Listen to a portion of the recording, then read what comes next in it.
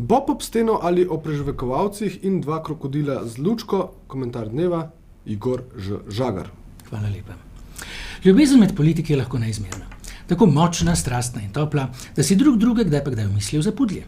Saj veste, kako prisrčno ljubke so te mehke živalce, zveste in iskrene, vedno na voljo in vedno pripravljene, da se vam vdano zleknejo k nogam in vas motrijo z velikimi vlažnimi očmi. Ampak živat ima to nevšečno pomanjkljivost, da ne zna blebetati, kar je v svetu politike, ki od blebeta in klepeta, žežnanja in žužnanja, razdiranja žaltavih in že kar plesnivih pač živi. In to je narodno. Z njimi si v trenutkih stiske ni moč kaj pride pomagati.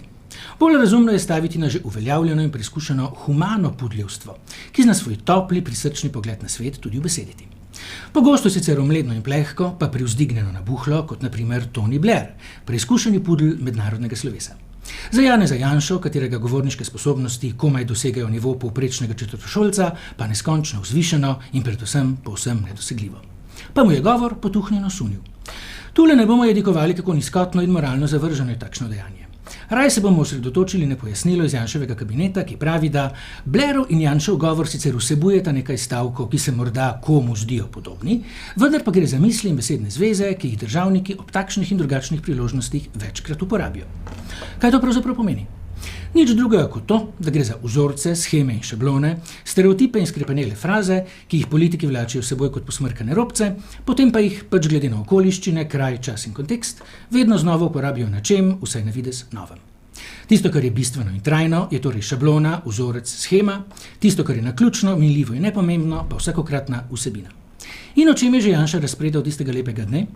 O tem, da Slovenci nikoli ne bomo največji, nikoli ne bomo najmočnejši, lahko pa smo najboljši.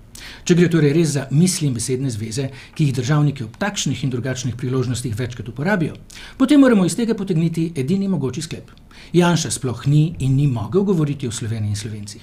Janša je na dan državnosti le uporabil misli in besedne zveze, ki jih državniki ob takšnih in drugačnih priložnostih večkrat uporabijo. Ali na kratko, mlatil je prazno slamo. Slovenija je bila pri tem le za priložnostnega pudlja. Nasvidenje.